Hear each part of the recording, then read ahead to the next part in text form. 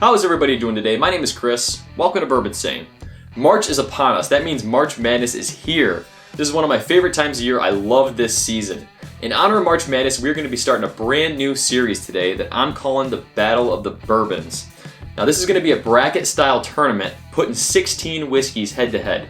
Now of course this is going to be broken up into separate episodes, but what we're going to be comparing are the best single barrel bourbons on the market. Now this isn't just going to be unicorn single barrels, things we can't find. This is going to be things that are $60 and under.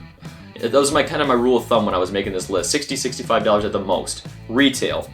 There are a couple of them that are difficult to find, just because I wanted to include them. I thought they needed a fair shot. But majority of these you're going to be able to obtain. It's going to be semi-affordable, $60 or less. And I really want to crown who's going to be the best single barrel bourbon on the market. Let's find out. So here's some rules for the tournament. Now as I mentioned, we've got 16 whiskeys. I'll go ahead and put an image up here for all you so you can see all 16 that are going to be on this list and in these blind tastings. I'm having my wife blind these for me. So we're going to do, first round, we're going to do 4 whiskeys. So I did give her seeds, 1, 2, 3, and 4, for what I thought were where these whiskeys should fall. Just on preliminary, what I think about them. And I told her to include 1 number from each in the blind tasting. So there's going to be 4 rounds for round 1. 4 blind tastings, giving us 16 whiskeys. Holy cow. The top 2 from each round are going to advance to the next round, where we'll put those head to head. So in round 2, we're going to do 2 blind tastings of 4, leaving us with our final 4, where we're going to have a blind tasting to determine the winner of everything. The best single barrel bourbon on the market. Should be a lot of fun. I'm really looking forward to it. As you can see, she's already poured 4 whiskeys here for me. So I'm going to shuffle these up again just so you don't think I'm cheating or anything like that.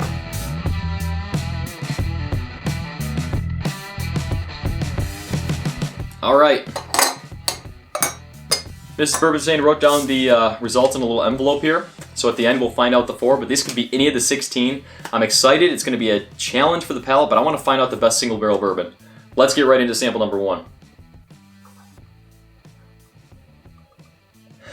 Smells a little bit grainy on initial nose on this. Nice butterscotch. I'd say a little bit of like a higher rye content I would say is coming through on this for me. A little grassy, a little earthy really. These are all bourbons, not rye whiskeys, so that's an important thing to know too. Not a bad nose.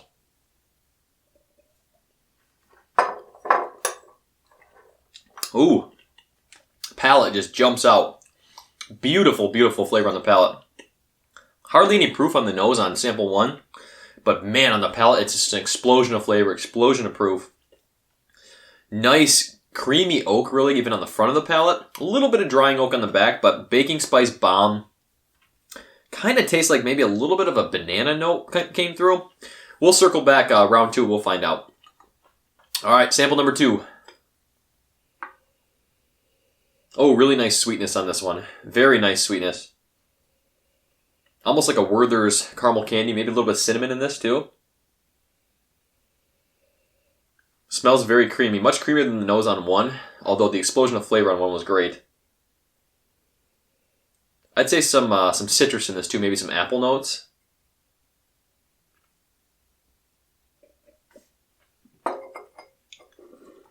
Mmm. Proof is definitely lower than sample 1. Just on the palate, you can tell that. But nice rye tingle actually in the back of the palate. Front of the palate again, nice fruity sweetness. Almost like a sour apple. Kind of reminded me of like a wild turkey profile possibly. We've got a couple turkeys in the 16 here. How could you not include some of those single barrel turkeys? But initially on palate, I'm saying that kind of reminds me of a turkey profile. Alright, sample number 3.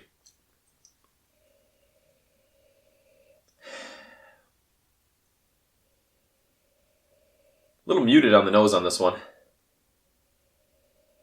Smells more grainy, I would say. Maybe a younger whiskey. Again, you get that rye kick. Almost like orange zest, lemon peel a little bit.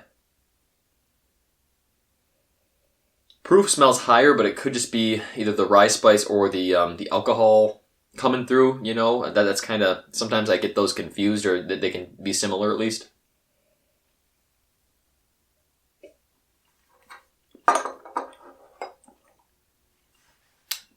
Definitely tastes much more youthful than sample 1 and 2.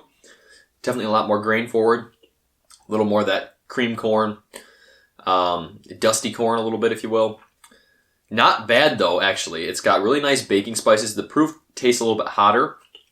Again, even on the palate, so it's probably not just the rye coming through on the nose. Nice explosion like the brown sugar and the clove. But sample 1 to sample 3, there was a lot more baking spice in general, which I like on the palate. Alright, sample number 4. Oh, this smells rich. Rich and dense on the nose. Doesn't smell super high proof, but it smells like it's got depth. Depth in the Glen. A little bit of rye kick again on the back of the nose when you take it in, but very creamy, very desserty on the nose, I'd say, on initial smell.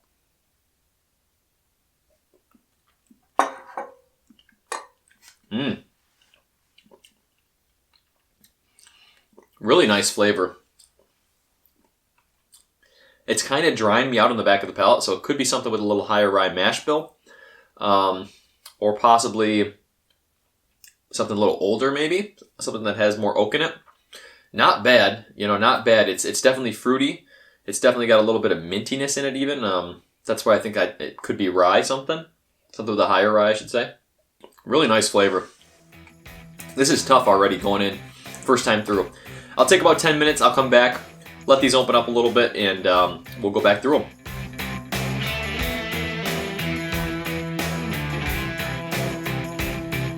Alright guys, took about 10-15 minutes there. Took the tops off the Glens, let them open up a little bit.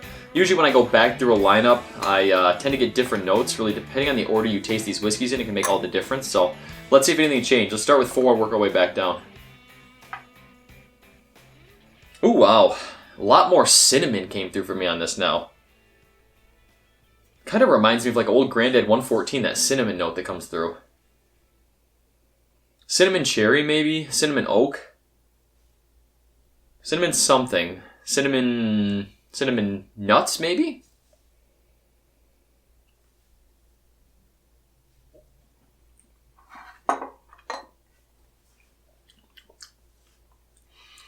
Beautiful, beautiful creaminess and denseness on the center of the palate. Front of the palate just gives you a little sting, not a huge amount of flavor. Same with the back of the palate. A little bit of rye kick, but not a huge amount of flavor. Center of the palate is where this is money. It coats well, just rich, dense. Not huge in proof, I would say, maybe around 100, but a really, really good whiskey. All right, sample number 3 again. I think this is the one I described as grainy, and it's still giving me that graininess coming through. It smells youthful, at least compared to what I remember tasting the other 3. Definitely got some proof punch and some rye in there, though. I mean, there's definite rye in this. A little bit of dill, I'd say, even's coming through on this, along with a nice baking spice, clove. Not much oak. Brown sugar for sure, too.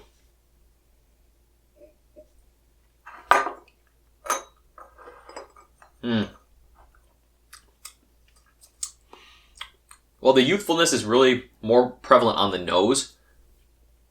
You still get that graininess, like I described the first time, with like a dusty corn. But the baking spices are really nice. The baking spices are really nice. The proof is hot. It tastes hot. But unfortunately, some of that heat is coming through as alcohol burn for me on this. So, in this lineup so far, a good whiskey, but I don't know if I'd put it on top in this lineup. All right, sample number 2. Again, a very creamy nose. It smells very creamy. It's still kind of reminding me of a Wild Turkey profile. I don't know. Sour apple, a little bit of cherry, a little bit of cinnamon. Who knows? I got a couple Wild Turkeys, but who knows?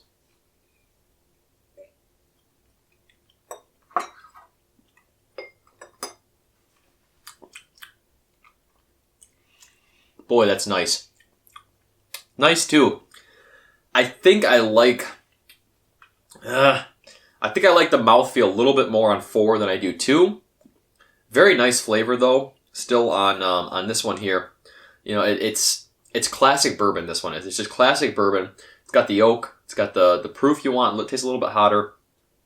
A little bit of rye kick on the back of the palate, but just kind of falls flat. You know, it falls flat at the end of the dram, so we'll see. All right, let's go to sample number 1. Oh, this smells much better on the nose than it did first time through, you know. I did let all these open up for about 10 minutes before even starting the episode, so...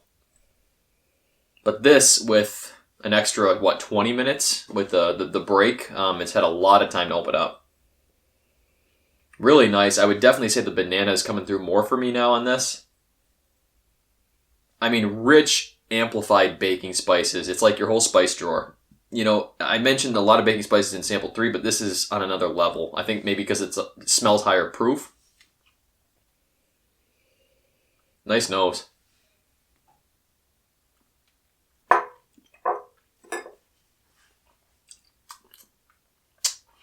It definitely tastes Brown-Forman. You know, I keep saying banana on this. I'm getting a lot of banana notes. Whew, and the heat, man. This is a hot one. The 16 we have, they got a couple Brown-Formans in here, but this has got some heat. This has got to be one of the higher proof Brown-Forman ones, I would think. Great though, great mouthfeel, great finish. This actually does not have a drying oak. Like some Brown-Forman, high proof Brown-Forman stuff, I'll get a drying oak at the end. Specifically on Jack Daniel Barrel Proof picks, I seem to get like a drying oak, and that doesn't really have this. So it's not, maybe it's not Jack Daniel's Barrel Proof, but it's reminding me of that for sure. I mean, it's single barrel, so who knows? You know, who knows? All right, we went back through the lineup here. I need to take about 10-15 minutes, try to figure out which ones I like more, less. Anything gets better as they open up, so I'll be back in just another couple minutes, guys.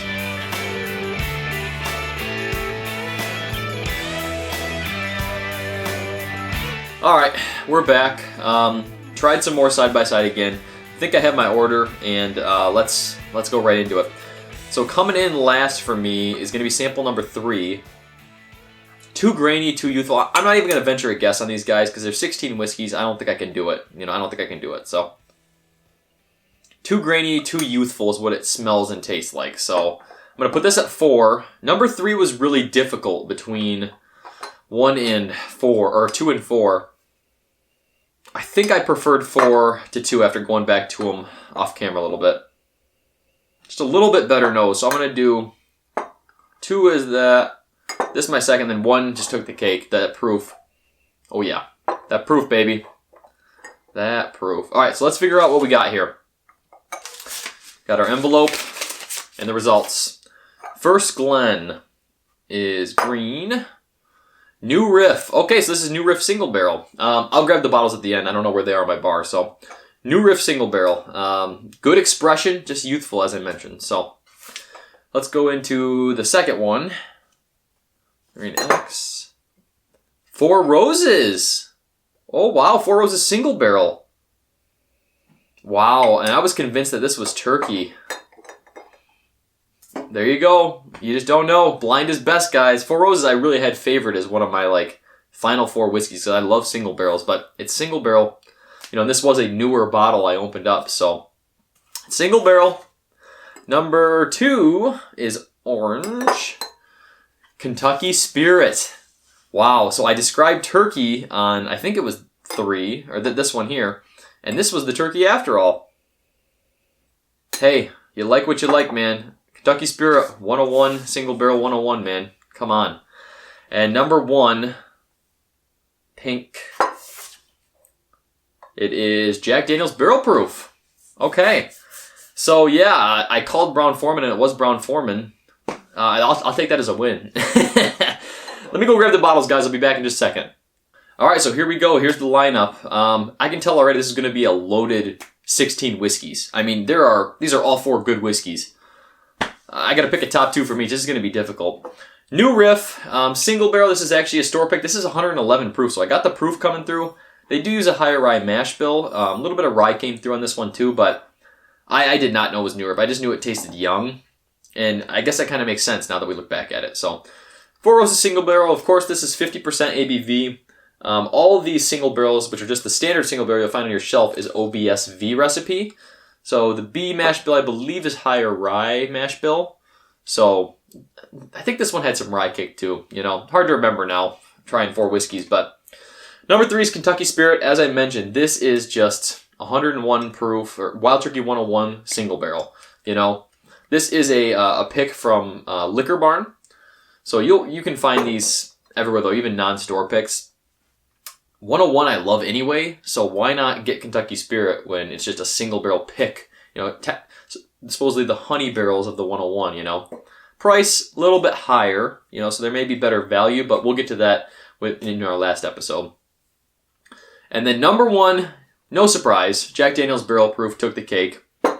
Fantastic product, one of my favorites, one of my most underrated whiskeys I put in my 2019 Whiskey Awards. At the price, $60, $62, people don't talk about it like they do Electric Creek Barrel Proof Stag Jr. And it's very underrated, very good whiskey. Just, it's a winner. It is really a winner. Awesome lineup. Love doing this. I can't wait for round 2 already. I can't wait. There's 12 more whiskeys to go. It's going to be difficult. I'm really looking forward to it though. Let me know down in the comments below, what whiskey did you think was going to win? Once you saw it pop up and you saw what we were tasting, what did you think was going to take the cake? Now looking back, I mean, how would this not be in that proof and that flavor profile? I love it. Which single barrel is your favorite single barrel? And let me know, are you excited for this episode, this series? I really want to hear feedback from you guys, so please do leave me a comment and let me know what single barrels you want to see included. What single barrels you think are going to win. You know, it means a lot that you guys are watching, taking the time to watch this, so I appreciate it. If you haven't already checked out my Patreon page, please do. It's the best way to support the channel, and honestly, all my patrons, you guys are the reason that I'm able to do things like this, new series, get these whiskeys to try side by side, to try head to head. So I really appreciate each and every one of you. It means a lot. I'll see you all very soon. I'm going to try to do these a week apart. So a week from now, we're going to do round 2. We're going to have 4 more blind whiskeys. We'll see what we come up with. Stay insane, everyone.